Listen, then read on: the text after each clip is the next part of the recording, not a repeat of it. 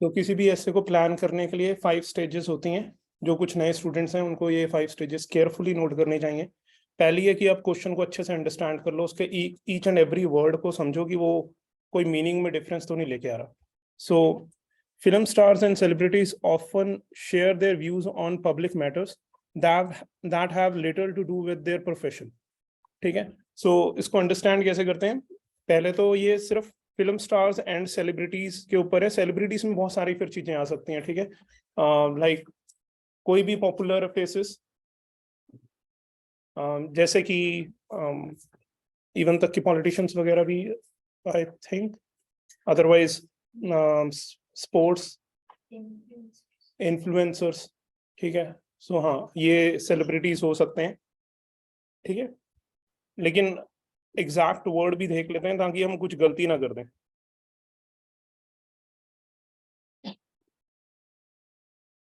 इसके अगर हम साथ में इंक्लूड्स लिख देते हैं तो प्रॉबेबली कोई भी फिल्म्स, म्यूजिक, राइटिंग, स्पोर्ट, इस तरह के फेमस पर्सन्स। ठीक है, सो हर तरह के फेमस पर्सन्स जो भी हो सकते हैं, तो हमें जरूरी नहीं है कि फिल्म्स पे ही रखना है। और उसके बाद often share their views means opinions on public matters, यानी कि जो भी नॉर्मल लोगों को चीजें तंग करती हैं, जैसे कि हो सकता है रिलीजियस व्यूज पे हो जाए, हो सकता है कोई ट्रैफिक या और चीजों पे, कुछ भी जो पब्लिक के मैटर्स हैं उनके ऊपर व्यूज शेयर करते हैं जो उनके प्रोफेशन से रिलेटेड भी नहीं होते। तो इज इट अ पॉजिटिव और अ नेगेटिव डेवलपमेंट? सो ये क्वेश्चन को अंडरस्टैंड करने से ये समझ आता है कि इस तरह के जो व्यूज वो अपने प्रोफेशन के अगेंस्ट देते हैं उसके या तो पॉजिटिव रिजल्ट्स देंगे या नेगेटिव रिजल्ट्स देंगे। तो हम एक लाइन बीच में खींच लेते हैं और दोनों साइड सोचना शुरू करते हैं।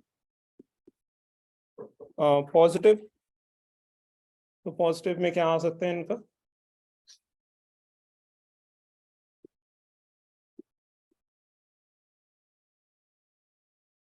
अगर कोई देखो, कोई एग्जांपल्स ले लेते हैं। देखो, कुछ नेगेटिव्स भी हो सकते हैं, कुछ पॉजिटिव्स भी हो सकती हैं ना। तो जैसे कभी कभी कंट्रोवर्सीज हो जाती हैं, है ना, या फिर कभी कभी बेसिकली प्रोटेस्ट हो जाती हैं, राइट्स, इस तरह की चीजों को स्टार्ट कर देते हैं, तो वो नेगेटिव साइड में जाएंगे। लेकिन अगर ये ना बोलें और वो चीजें होती रहें तो उनको पॉपुलैरिटी भी नहीं मिलेगी, है ना, तो वो सामने नहीं आएंगे, उनके ऊपर एक्शंस नहीं होंगे। सो ये वाली साइड जो है ये पॉजिटिव भी है कि वो अगर इन मैटर्स को लेके आते हैं जो उनके प्रोफेशन से अलग हैं। तो पॉजिटिव में इसके रिलेटेड हम पॉइंट्स बनाएंगे। जैसे कोई पहले आप ट्राई करो ताकि ना थोड़ा आपका दिमाग चले, मैं तो फिर बना के खत्म ही कर दूंगा।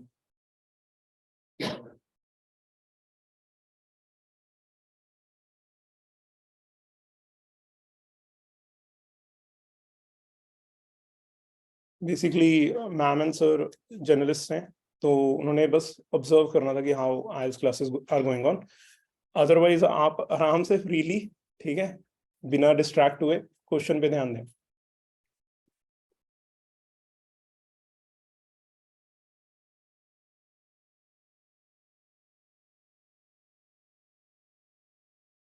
तो चल रहा है माइंड? कई बार सर पब्लिकली मोटिवेशन हो जाती है, मोटिवेशन हो जाती है दूसरों को। ठीक है,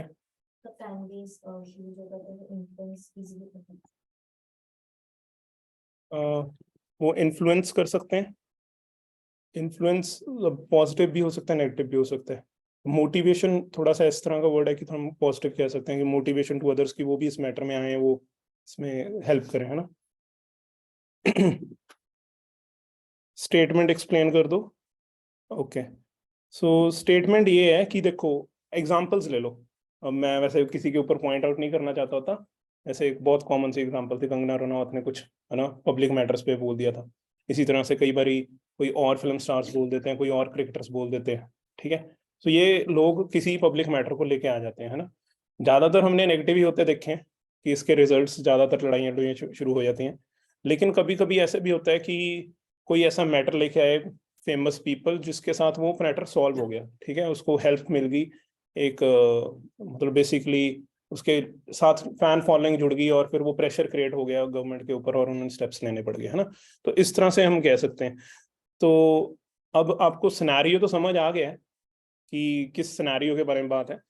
उस तरह से होने से क्या पॉजिटिव रिजल्ट्स आते हैं ये सोच रहे हैं हम, कि अगर एक इन्फ्लुएंसर या एक सेलिब्रिटी कोई भी वो पब्लिक ओपिनियन पब्लिक मैटर्स में बोलना शुरू कर दे तो उसके क्या पॉजिटिव हो सकते हैं।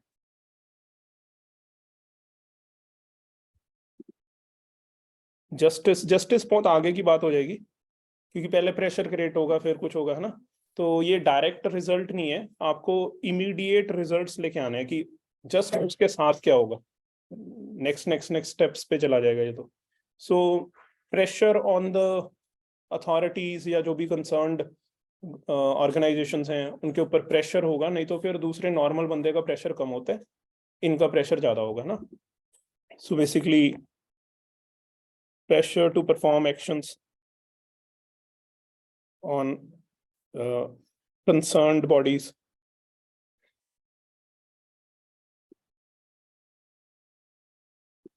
ठीक है, सर दूसरों को भी मोटिवेट कर सकते हैं ये जो बेसिकली नॉर्मल पब्लिक है, और उन पे भी प्रेशर क्रिएट कर सकते हैं जो कंसर्न बॉडीज हैं, उनको लगेगा कि अब सीरियस मैटर हो गया, अब ये बंदे बीच में आ गए। और कुछ अवेयरनेस, हाँ अवेयरनेस भी हो सकती है, अवेयरनेस भी हो सकती है, मोटिवेशन भी हो सकती है। आप दोनों में से एक चूज करोगे, क्योंकि नहीं तो दोनों की आइडियाज लगभग सेम है। ठीक है, सो अवेयरनेस या more awareness on the matter.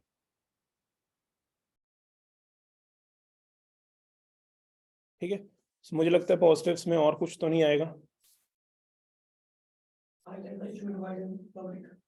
हाँ, वाइडर पब्लिक में इशू जाते हैं या रेंज बढ़ जाती है, वो भी अवेयरनेस के कुछ हद तक साथ ही आ जाता है। ठीक है, अवेयरनेस भी हम एक वाइडर जो पब्लिक हैं उनको वही कर रहे हैं, और यहाँ पे भी हम ये कह सकते हैं कि more people come to know about this या highlight the issue to more people.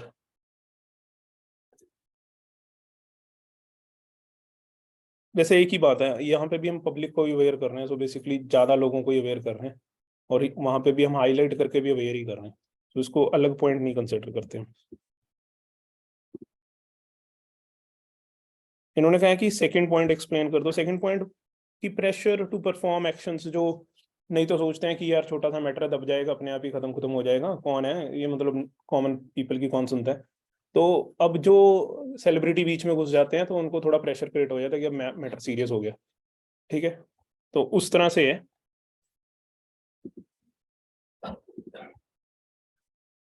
थोड़ा सा इसमें गैप इसलिए बना रहा हूँ ताकि बाद में फ्लो चार्ट बनाने हो तो वो हेल्प हो जाए। नेगेटिव्स, उनके कैरियर पर इफेक्ट पड़ सकता है। सेलिब्रिटीज के कैरियर्स पे इफेक्ट पड़ सकता है। इसमें इसके साथ ये नेगेटिव डेवलपमेंट नहीं बन पाएगा, दो ये एक तरह की डिसएडवांटेज है, लेकिन ये ऐसे नहीं कह रहा कि इससे इस तरह की नेगेटिव चीजें हो सकती हैं, वो नेगेटिव चीजें और होंगी। जिस तरह से आपने कहा कि वायलेंस हो सकता है या सोशल अनरेस्ट हो सकती है, इस तरह की चीजें, है ना। डेथ थ्रेट्स वो सेलिब्रिटी को मिल सकते हैं, है ना। अभी मैं सेलिब्रिटी के ऊपर नेगेटिव डेवलपमेंट बनाने के मूड में नहीं हूँ। जैसे आपको मैंने कहा है कि जब भी आप प्लान करते हो ना, चाहे पॉजिटिव नेगेटिव डेवलपमेंट ऐसे है, चाहे एडवांटेज एंड डिसएडवांटेज है, चाहे आउटवे है, आपको डिफरेंट पर्सपेक्टिव से सोचना है। जैसे कि सिर्फ इंडिविजुअल के लेवल पे नहीं सोचना, आपको उसके रिलेटेड जो सोसाइटी है, नेशन है, बिजनेसेस हैं, ठीक है, एनवायरनमेंट है, अलग अलग पॉइंट से सोचना है। हाँ, सो सोसाइटी में ये अनरेस्ट लेके आ सकता है, या उसमें ये ग्रुपिज्म हो सकता है ना, कि लोगों के अब ग्रुप्स बन गए और वो उसमें फाइट कर रहे हैं। सो इनकरेज ग्रुपिज्म, ऐसा कुछ कर सकते हैं हम। या मतलब आप कह लो कि अब लोगों के वो कम्युनिटीज इस तरह की बन जाएंगी, या वो इस तरह के बैकअप वो करने लग जाएंगे कि अग्रेसिव ग्रुप्स बन सकते हैं उनके। हाँ, ये हर्ट कर सकते हैं सेंटिमेंट्स, हम उस तरह से कर सकते हैं।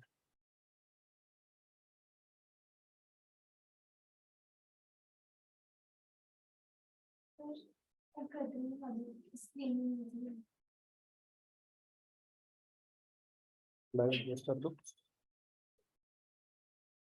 ठीक है।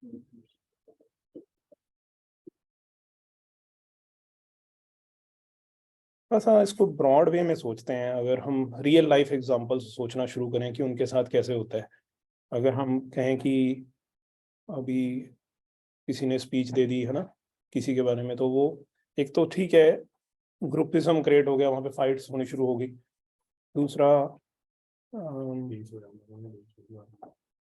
ये इस तरह से भी कह सकते हैं कि हाँ वो तो चलो उनके ऊपर ही आ जाएगा वापस, जो सेलिब्रिटी बोल रहे हैं।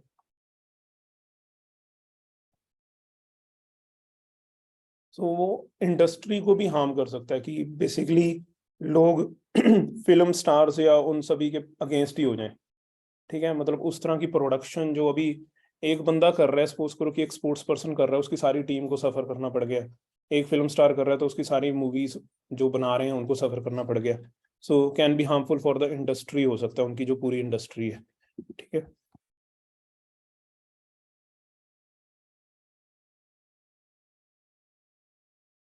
और कुछ इंडस्ट्री को हार्म कर सकता है, लोगों के सेंटिमेंट्स को हर्ट कर सकता है, इस तरह के अग्रेसिव ग्रुप्स बना सकता है। अग्रेसिव लिख देते हैं इसके साथ, क्योंकि अकेली ग्रुपिज्म कोई नेगेटिव चीज नहीं है। जहाँ पे वो ऑफेंसिव बेसिकली ऑफेंड हो रहे हैं, फाइट कर रहे हैं, वो वाली चीजें कर रहे हैं ना। तो ऑनलाइन वालों की भी सुन लेते हैं। अगर किसी को स्क्रीन ना शो होना, तो कई बार क्या होता है कि जूम में ऐसे हो जाता है कि आप राइट या लेफ्ट स्वाइप कर देते हो, मेरी फेस ही दिखने लग जाता है या और स्क्रीन पे चले जाते हैं। तो एक बार राइट लेफ्ट करके देख लिया करो, अदरवाइज डिस्कनेक्ट करके दोबारा कनेक्ट करके देख लिया करो, क्योंकि ये प्रॉब्लम मैंने इसी तरह से सॉल्व होती देखी है। अदरवाइज बाकी सबको तो दिख रही होगी ये स्क्रीन। तो लेस वर्क अपॉर्चुनिटी, ये कौन से ऐसे पे चल रहे हैं?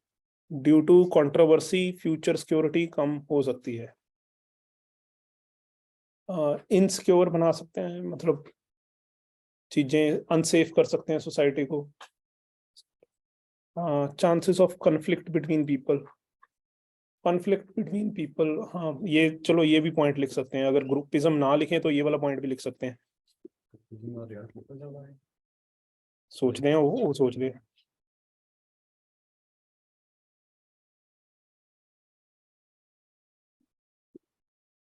इंडस्ट्री वाला पॉइंट भी तो इंडिविजुअली किसी पार्ट के बारे में ही होगा, पब्लिक को थोड़ी कुछ इफेक्ट होगा।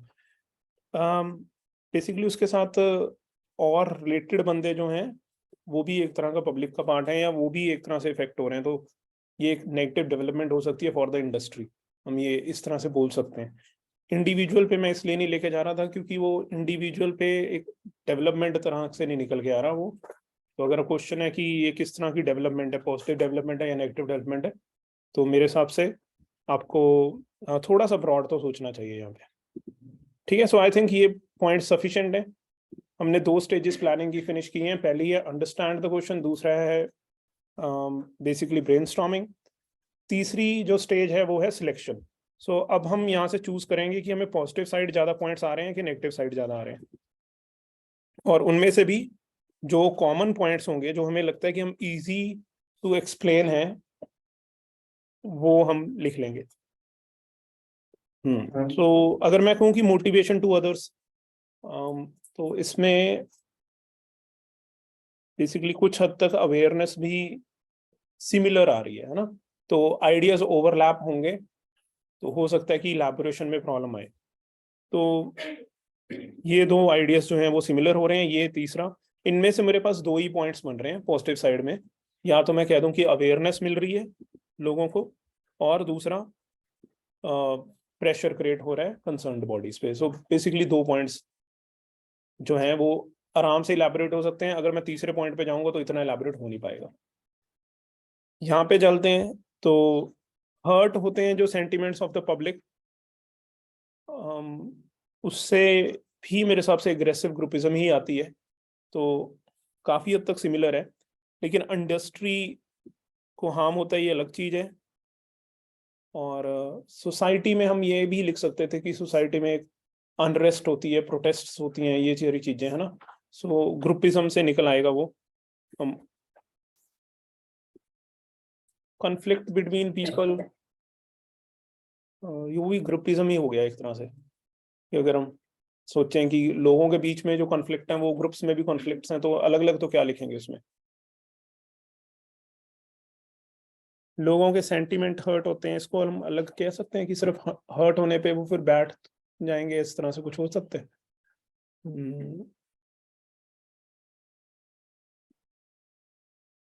तो हो सकता है कि वो सेंटीमेंट हर्ट होने पे उन्हें जब लगे कि हमारी कोई सुनवाई नहीं हो रही, हमारी साइड से कोई बोल नहीं रहा, दूसरी साइड से बोल रहे हैं, तो हो सकता है कि वो डीमोटिवेट हो जाए, जो काम कर रहे हैं वो छोड़ दें, अदरवाइज कंट्री लीव करने की सोचें।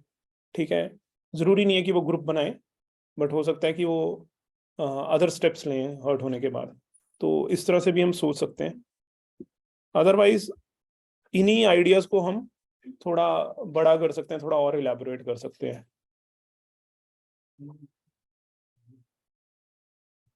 जूम पे भी देख सकते हो फोन तो।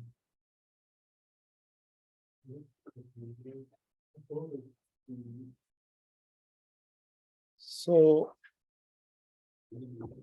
ठीक है, अब इनकी प्लानिंग सोचते हैं।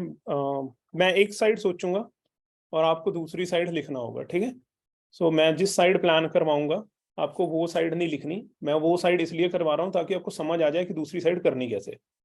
तो आप मुझे चूज करो, मुझे बताओ कि आप कौन सी साइड चाहते हो कि मैं प्लान करवाऊँ, पॉजिटिव कि नेगेटिव, ताकि आप दूसरी साइड लिखोगे। तो जो भी आप साइड चूज कर रहे हो उसके उल्ट वाली साइड में प्लान करवा देता हूँ। आप आप कौन सी साइड चूज करोगे, पहले अपनी साइड बताओ। चलो, तुसी नेगेटिव लिखोगे, कितने यानी नेगेटिव लिखेंगे? ओके, तो कितने यानी पॉजिटिव लिखेंगे? ठीक है जी, फिर मैं नेगेटिव करवा रहा हूँ। ठीक है,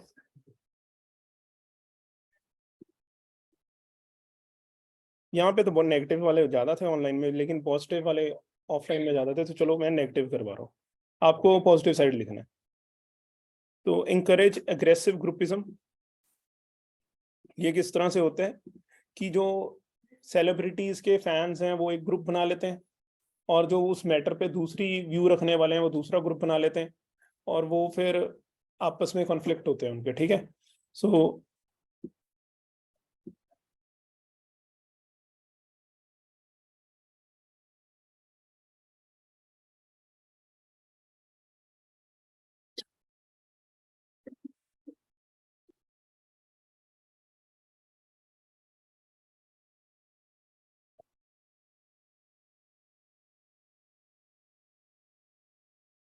इसके कारण इस तरह से ग्रुप्स बन जाते हैं, मतलब आप कह लो कि अग्रेसिव ग्रुप्स हो जाते हैं उनके बीच में कॉन्फ्लिक्ट्स होने के बाद।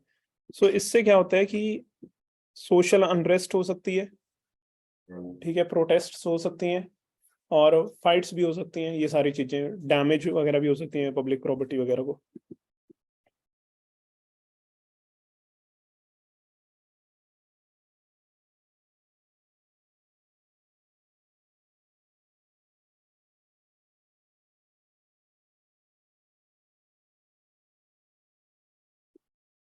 ठीक है, ये चीजें हो सकती हैं, वायलेंस हो सकती है, और वैसे भी प्रोटेस्ट करके वो ब्लॉक कर सकते हैं रोड्स वगैरह को, तो ये चीजें हार्म हो सकती हैं अगर वो इस तरह के व्यूज देते हैं जहाँ पे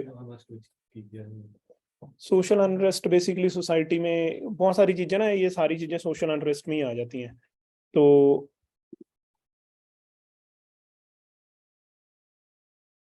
अगर आप यहाँ पे देखोगे तो सिविल डिसऑर्डर्स, डिसोबीडियंस, स्ट्राइक्स, ये सारी वायलेंस वगैरह, ये सारा कुछ उसी के अंडर आ जाता है। तो है एक्चुअली सोशल अनरेस्ट ही, किसी भी टाइप की हो सकती है। ठीक है, जैसे कि डिसोबीडियंस, लोग नहीं मानना चाहते रूल्स वगैरह को, और इस तरह से हर्ट करते हैं लोगों के सेंटिमेंट्स। ये किस तरह से हो सकता है कि अगर वो रिलीजियस व्यूज या कोई कॉमन बिलीफ्स पे बोलते हैं, सो उसके साथ जो वो बिलीफ होल्ड करने वाले होते हैं उनको बेसिकली एम्बेरसमेंट फील होती है, या उनको हम बेसिकली उनको एक तरह से होता है ना कि हम उनको डाउन दिखा रहे हैं, उनको उनकी वैल्यू कम कर रहे हैं। उस तरह के वर्ड्स मैं सोच रहा हूँ कि अंडरमाइन बेसिकली।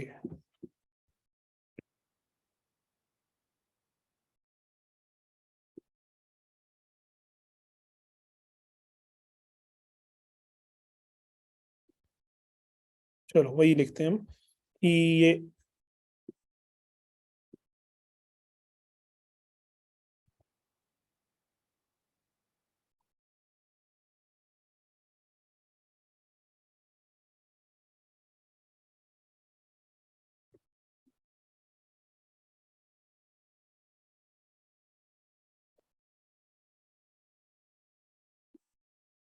सेंटिमेंट थोड़ी करते हैं बेसिकली हम।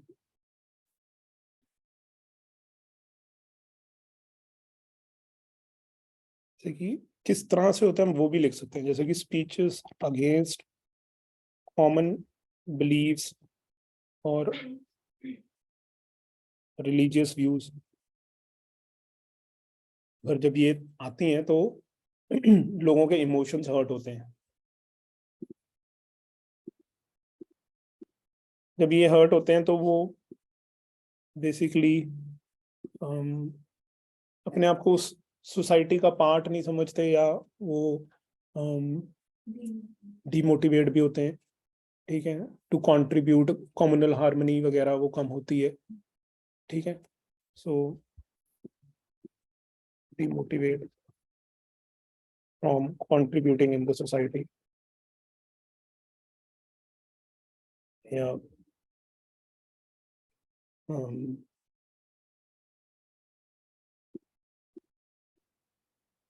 बेसिकली उसको लीव करने की जगह फीलिंग ऑफ एलियनेशन, इस तरह की चीजें आती हैं। ठीक है, हार्म द इंडस्ट्री कैसे कि उसके अगेंस्ट एक ऑपोजिशन खड़ी हो जाती है। लोग बैन बून कर देते हैं इंडस्ट्री को, या फिर उस तरह से। So banning of related activities by a group, या ऑपोजिशन इसके रिलेटेड जो होती है तो वो इंडस्ट्री को हार्म करती है। अब इंडस्ट्री हार्म होगी तो उससे क्या होगा कि और लोग भी जो हैं उनकी फाइनेंशियल प्रॉब्लम्स आ सकती हैं, है ना, अनएम्प्लॉयमेंट उस तरह से भी आ सकती है कि जो छोटे लेवल पे उसके साथ जुड़े हुए थे मैचेस के साथ या फिल्म इंडस्ट्री के साथ, अब उनको काम नहीं मिल रहा क्योंकि लोगों ने बैन वगैरह कर दिया। ठीक है, तो स्मॉल जो बेसिकली आप कह लो कि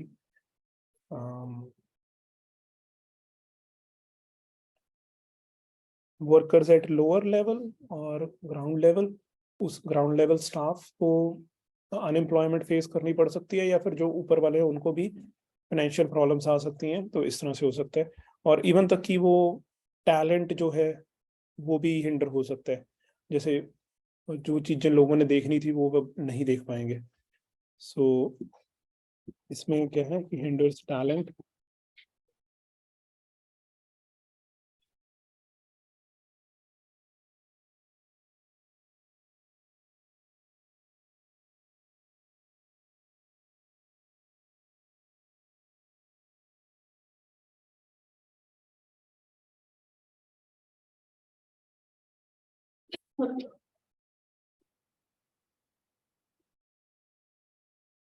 तो ये सारी चीजें होती हैं। ठीक है, सो इस तरह से मैंने जिस तरह से प्लानिंग बनाई है इस साइड की, आप भी इस साइड की प्लानिंग बनाओगे। अब अगर आप 2 पॉइंट ही लेके चल रहे हो तो आपको प्लानिंग थोड़ी सी ब्रॉडर करनी पड़ेगी, है ना, आपको ज्यादा एक्सप्लेन करना पड़ेगा।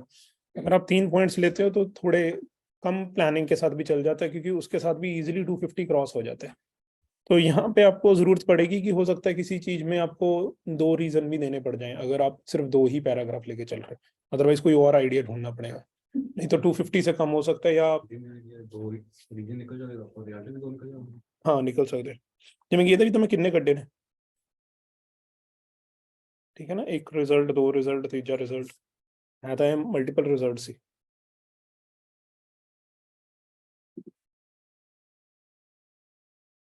रीजन एक्सप्लेन कर दो सेकंड पॉइंट का। बेसिकली मैंने ये, अब हम कह रहे हैं कि हर्ट कर देते हैं सेंटिमेंट्स, तो मैं ये कहता हूँ कि इमोशनली अटैच्ड होते हैं वो कुछ रिलीजियस व्यू से, या फिर कुछ जो कॉमनली उनके ट्रेडिशनल व्यूज से है ना, वैल्यू सिस्टम से। तो अब उसके अगेंस्ट जब स्पीचेस होती हैं तो वो उस तरह से हर्ट हो जाते हैं। अब हर्ट को हम ये भी कह सकते हैं कि बेसिकली इमोशनली हर्ट ही वर्ड जो है वो वहां पे सूट कर रहा है। तो मैं एम्बैरेसमेंट या और कोई वर्ड्स नहीं यूज करना चाह रहा, क्योंकि उससे मीनिंग चेंज हो रहा है। तो इसलिए मैंने ये कहा कि जब they speak against these and these things, then वो सीधे ही मैं लिख दूंगा रिजल्ट में कि डिमोटिवेट कर देते हैं कि वो कंट्रीब्यूट करें उस सोसाइटी को जो इस तरह से उनके ऊपर व्यूज एक्सेप्ट कर रही है, या फिर वो उस सोसाइटी से पार्ट उसे सेपरेट होना चाहते हैं। तो इस तरह की फीलिंग्स हो जाती हैं। ठीक है, तो एक सेक्शन जो सोसाइटी का है वो उसमें कंट्रीब्यूशन कम कर देता है इस तरह की चीजों से। दूसरा है कि वायलेंस वगैरह हो जाती है। तीसरा है कि इससे पूरी इंडस्ट्री में जो जॉब वगैरह ले रहे हैं उनको भी इफेक्ट हो जाता है। तो इस तरह से ये पूरी नेगेटिव डेवलपमेंट बन रही है। ठीक है। अब ये हो गया हमारा फोर्थ स्टेप, फ्लो चार्ट्स। इसके बाद हम देखते हैं कि ऐसा कुछ है कि किसी पॉइंट को हम ऊपर ले आए और किसी पॉइंट को नीचे ले आए, तो उससे भी ऑर्गेनाइजेशन बेटर हो जाए। ग्रुपिज्म, सेंटिमेंट्स, पहले हम सेंटिमेंट्स को लेके जाते हैं क्योंकि वो सबसे फर्स्ट स्टेप है। उसके बाद है कि ग्रुपिज्म वगैरह हो जाएगा और फिर इंडस्ट्री हार्म हो जाएगी। तो मेरे हिसाब से ये फर्स्ट, ये सेकंड, ये फर्स्ट, ये सेकंड, ये थर्ड, इस तरह से अगर पैराग्राफिंग करेंगे तो ज्यादा ऑर्गेनाइज्ड लगेगा। 1, 2 और 3। अब हम यहाँ पे स्ट्रक्चर देखते हैं। सो पहली चीज होती है कि हम रीफ्रेज करते हैं film stars and celebrities. So famous people भी कह सकते हैं उनको। So famous people, famous film stars को हम कह सकते हैं कि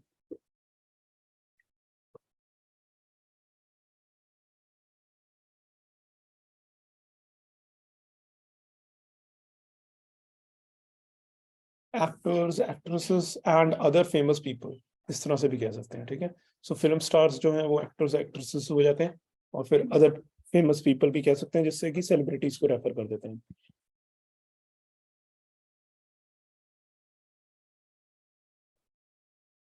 Often share their view, often give opinions about.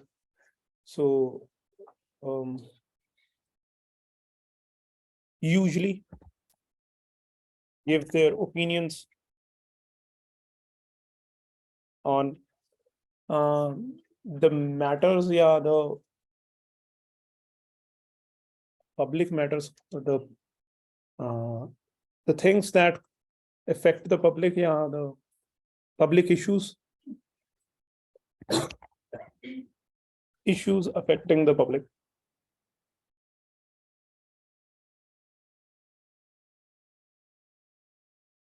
Even when these are not related to their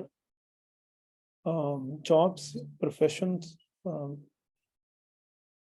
industry, चलो jobs ही कह देते हैं। not everybody is, हाँ, फील्ड, देयर फील्ड। ठीक है, सो ये होगी सिर्फ वर्ड टू वर्ड सिनोनिम्स के साथ रीफ्रेजिंग। अब इसको आप रीऑर्डरिंग भी कर सकते हो आगे पीछे करके। सो ओपिनियंस आर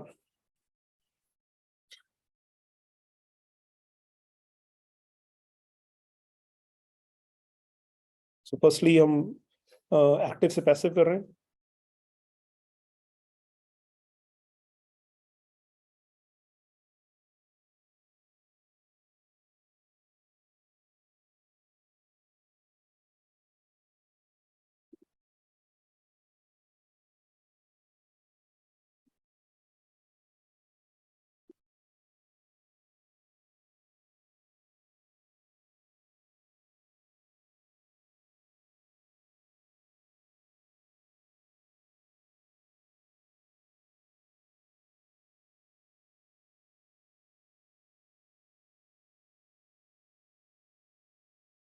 चलो इतना भी ठीक है, ज्यादा भी अगर आप करते हो तो गलत मीनिंग निकाल सकते हो। ठीक है, so opinions on the issues affecting the public, या are usually given by actors, actresses and other famous people, even when these are unrelated to their field.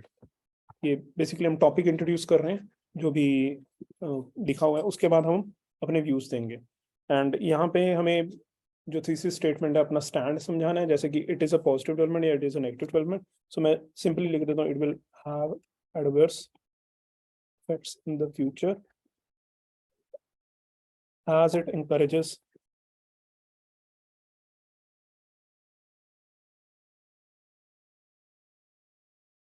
formation of aggressive groups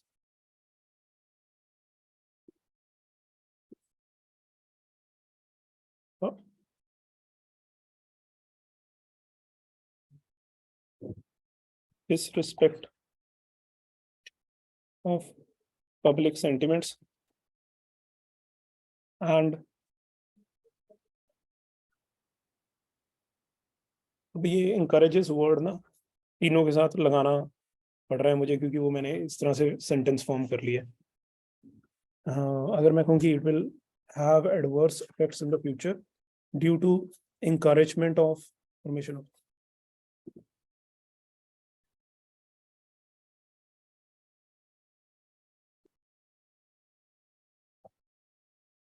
इस तरह से कर सकते हैं।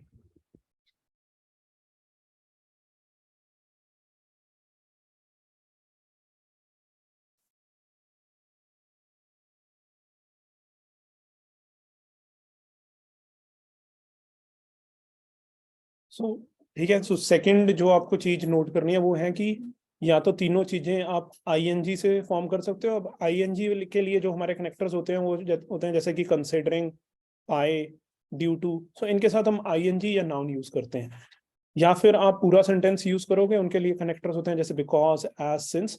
सो इनके साथ आप इट इंकरेजेस, ठीक है, इट डज दिस या कुछ इस तरह से यूज करोगे, ठीक है। सो मैं वहां पे एज इट इंकरेजेस को हटा के by encouraging, disrespecting and harming, तो इस तरह से मैंने इसको एक सीरीज में प्रॉपर बनाया, ठीक है। अब हम फर्स्ट जो पैराग्राफ है उसकी टॉपिक सेंटेंस लिखते हैं, जो कि होता है कि जो टॉपिक ऑफ द एसे है मेरा, शेयरिंग दीज व्यूज।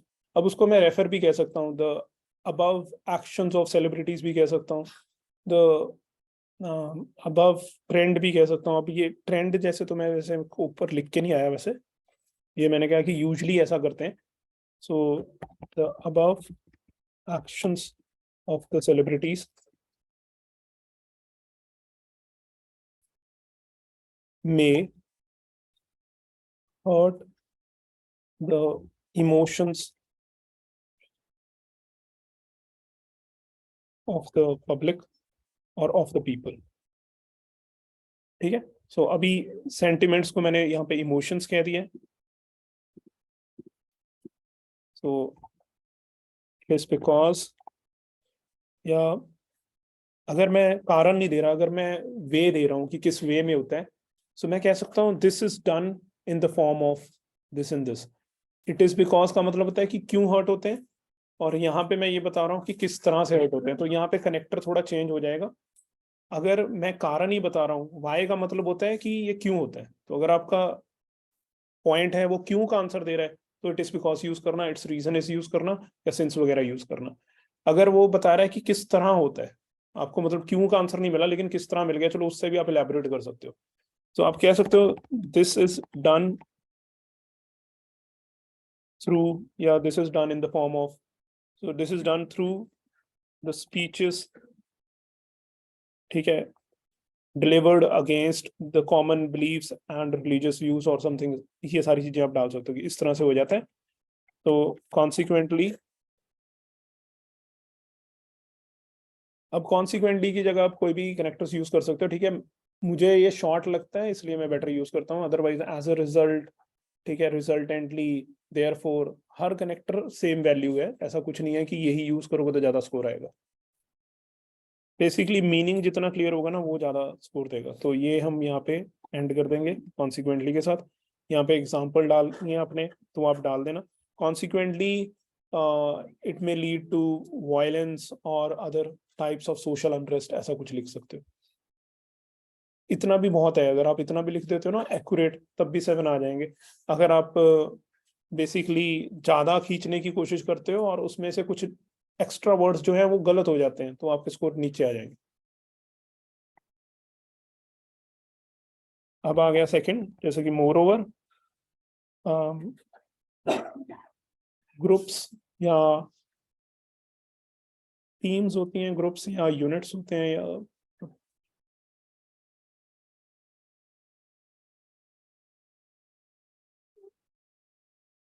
ग्रुपिज्म को देखें क्या और कह सकते हैं।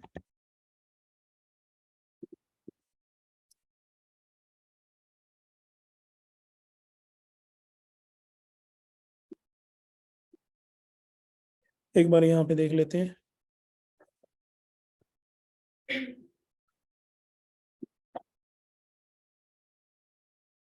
एक ना कुछ स्टूडेंट्स को ये होता है कि हर पैराग्राफ में ना उनको जैसे to commence with, to embark upon वगैरह वगैरह चाहिए होता है। तो इस तरह की कोई चीज जरूरत नहीं होती, ठीक है, क्योंकि यहाँ पे आपकी जो कमेंसिंग है वो यहाँ से आप हो सके ऐसे लिख रहे हो और यहाँ पे भी आप लिख रहे हो, तो कोई जरूरत नहीं है टू एम्बार्क अपॉन वगैरह रटने की, ठीक है।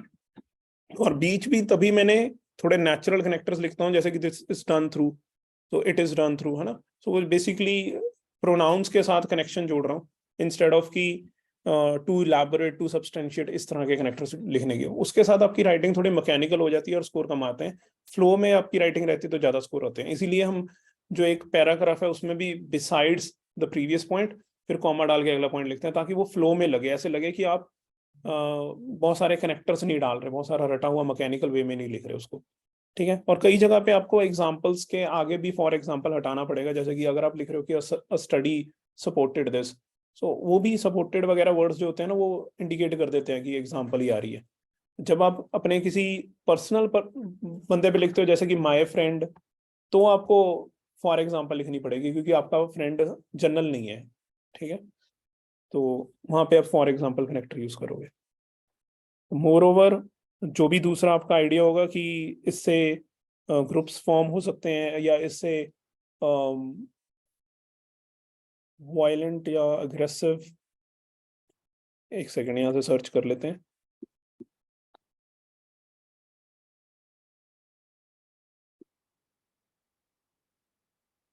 एक सेकंड,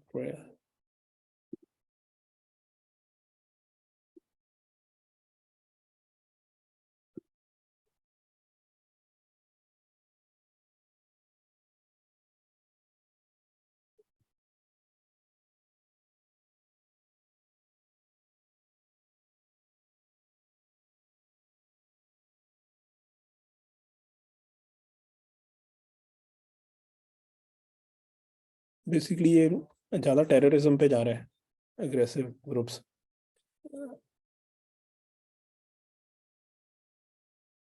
तो हम अलग देखते हैं। ग्रुप्स जो हैं इसको हम कहते हैं कि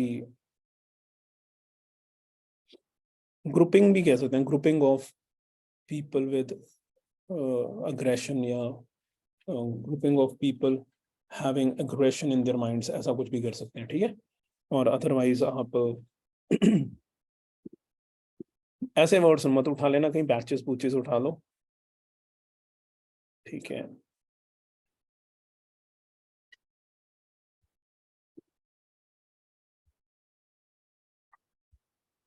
पीपल विद अग्रेसिव बिलीव्स में गेट यूनाइटेड, ऐसा कुछ कह सकते हो, ठीक है। सो उसके बाद आप इट्स रीजन इज, जो भी आपने रीजन सोचा है कि द कॉन्फ या this, its reason is the conflicts between the people following such celebrities and those having opposite beliefs starts clashing, thereby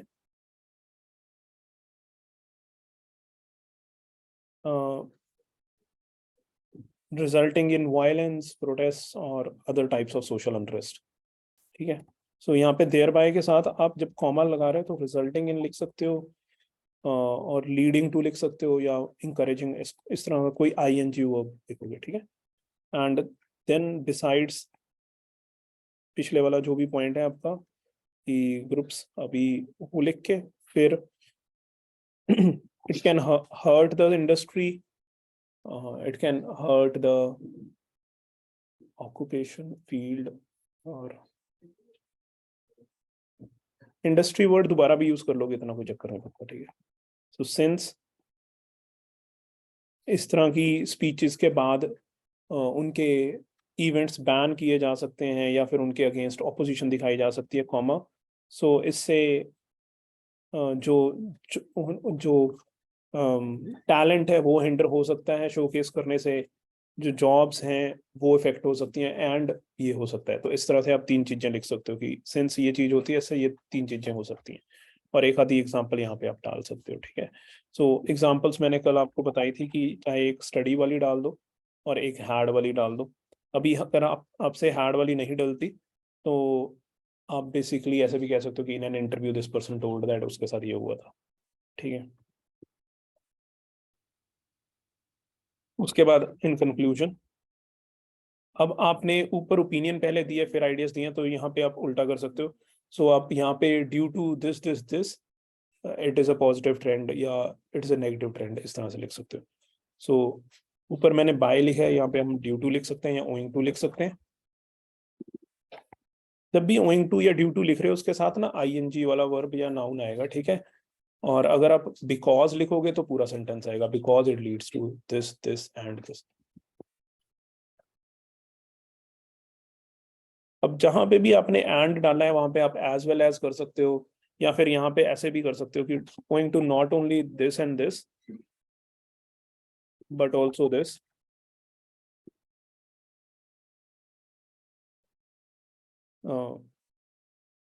तो यहाँ पे इट लिखने की जगह ना पूरा टॉपिक दोबारा लिखोगे तो ज्यादा बेटर होगा। So views shared by celebrities on matters affecting the people, the common people भी कह सकते हो। अब मासेस भी कह सकते हैं यहाँ पे, क्योंकि मासेस एक्चुअली कॉमन पीपल को कहते हैं, ठीक है। सो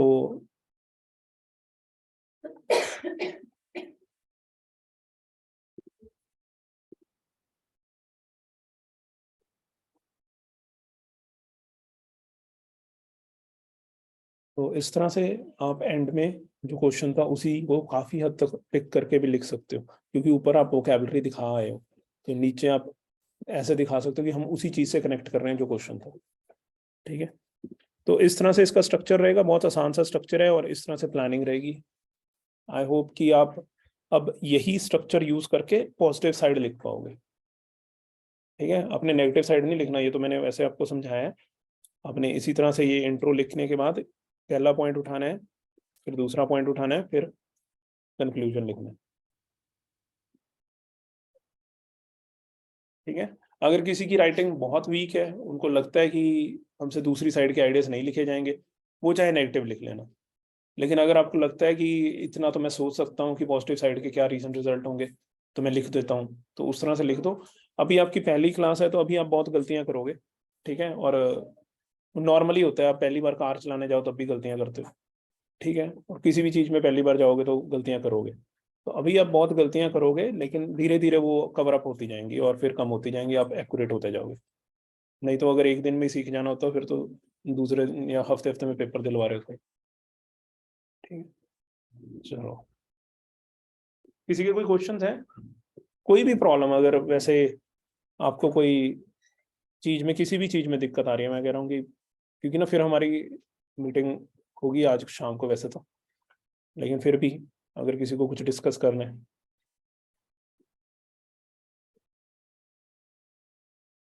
किसी चीज में। आप स्पीकिंग क्लास में करते हैं? स्पीकिंग की क्लास में इसलिए नहीं लगाता, कुछ चीजें ना मैं मतलब ऐसे हैं कि मुझे लगता है कि मेरे से बेटर स्कोरर्स भी बैठे हैं। मेरे 7.5 आए हैं स्पीकिंग में 13 बारों में, तो अभी 8 नहीं आए। बाकी 8 लेने वाले भी हैं, तो फिर हम उनसे स्पीकिंग करवा देते हैं कि शायद उनकी प्रोनाउंसिएशन ज़्यादा एक्यूरेट है या उनके आइडियस फॉर्मेशन ज़्यादा अच्छी है, तो शायद तभी उनके स्कोर आ रहे हैं था ना। अदरवाइज मेरी 2 वीडियोस हैं स्पीकिंग पे, अगर किसी ने सुननी है, वो एक तरह के नुस्खे से बने हुए हैं कि कैसे मैं अपनी 6.5 से 7.5 पे लेके आया हूँ स्पीकिंग। वैसे पहली बार 6.5 भी लेके आने डिफिकल्ट हो गए थे मेरे लिए, क्योंकि थोड़ा शाय होता था उस टाइम पे। ठीक है, तो अपने इसी सर्कल में रहने वाला बंदा था, तो उसलिए फिर मैं उस सर्कल में से कैसे निकला, कैसे मैंने अपनी आवाज़ रिकॉर्ड करनी शुरू की, या फिर मैंने ऑनलाइन लोगों के साथ बातें बुतें करनी शुरू की, थोड़ा सा खुला, तो वो चीज़ें वहाँ पे बताई हुई हैं। तो आप देख सकते हो, अगर आपको थोड़े शाय वाले हो और आप 6.5 के लिए ही स्ट्रगल कर रहे हो, लेकिन अगर आपको हायर स्कोर चाहिए ना, जैसे 7.5 8, तो मुझे लगता है कि दूसरे टीचर्स को भी आप फॉलो कर सकते हो।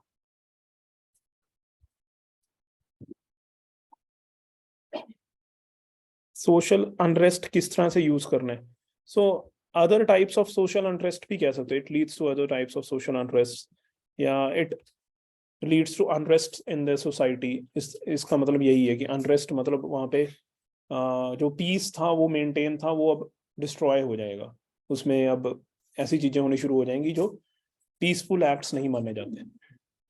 ठीक है, रीजन के बाद एग्जांपल देनी है नहीं, आप ना दे सकते हो, जैसे मैंने कहा था कि इफेक्ट पैराग्राफ में हम रीजन के बाद इफेक्ट एग्जांपल दे देते हैं, फिर आपको ना यहाँ से सेंटेंस तोड़ना पड़ेगा, जैसे कि यहाँ पे फुल स्टॉप लगा के फिर एग्जांपल देके फिर कॉन्सिक्वेंटली।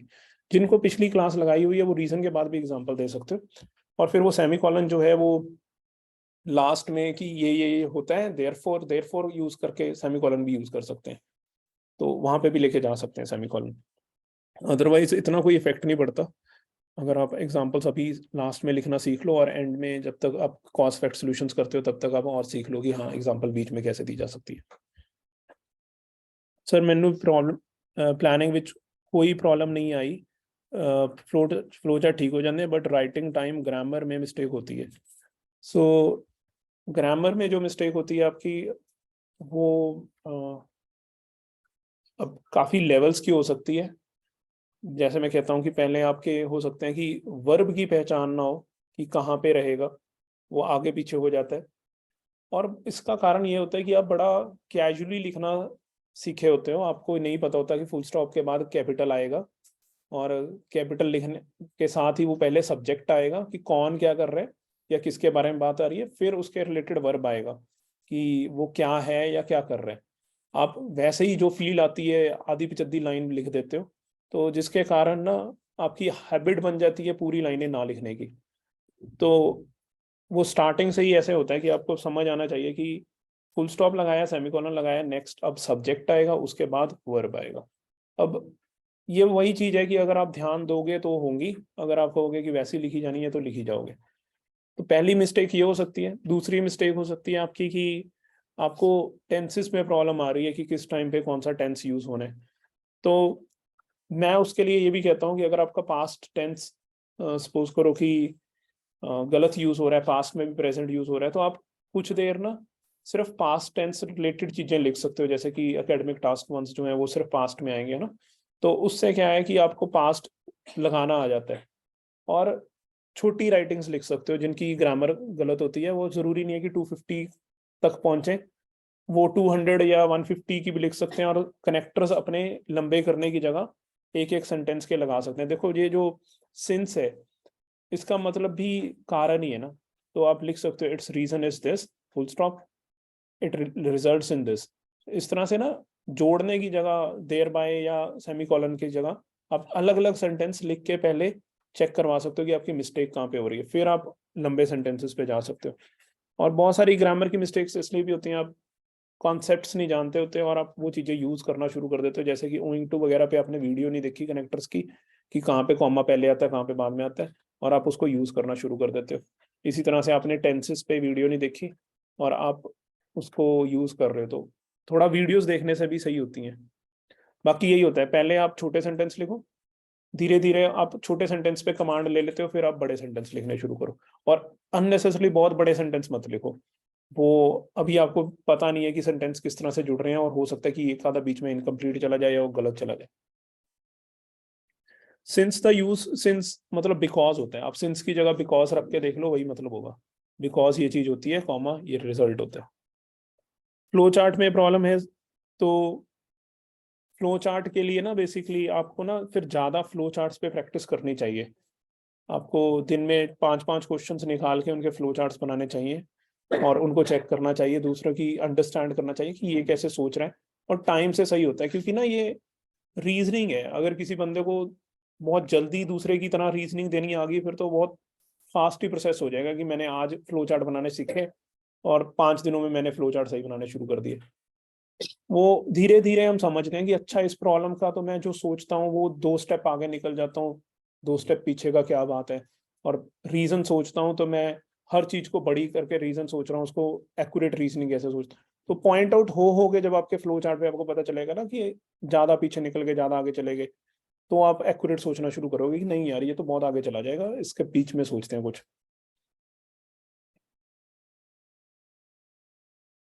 हाँ, सैंपल आंसर्स आप मेरे वाले अगर रीड कर लोगे तो वो बहुत है वैसे। ठीक है, अगर आप उनको रीराइट कर लोगे तो और भी अच्छा है। और उनको कॉपी में सामने रख के ना उसको एज इट इज लिख दोगे, तो उससे आपके कॉमे कुमे भी सेट हो जाते हैं कि यहाँ पे कॉमा लगाया, यहाँ पे नहीं लगाया, है ना। और उससे आपकी वोकेबलरी भी गेन हो जाती है, उसके साथ आपको रीजनिंग भी ज्यादा आ जाती है हर पॉइंट की। तो वो चीजें में हेल्प करता है। अगर आप सिर्फ पढ़ते हो तो आप इग्नोर करते हो बहुत सारी चीजें, जैसे कि पंक्चुएशन मार्क्स, या कई बार रीजनिंग में जो मेन वर्ड्स लिखे होते हैं वो इग्नोर करते हो, और ऊपर ऊपर से अपनी अपने अकॉर्डिंग समझ रहे होते हो, जो आपके दिमाग में चल रहा है उसी को समझ रहे हो उसी तरह से। ठीक है, सो अभी इसको एंड करते हैं, बहुत लंबी क्लास चलेगी। Thank you for joining.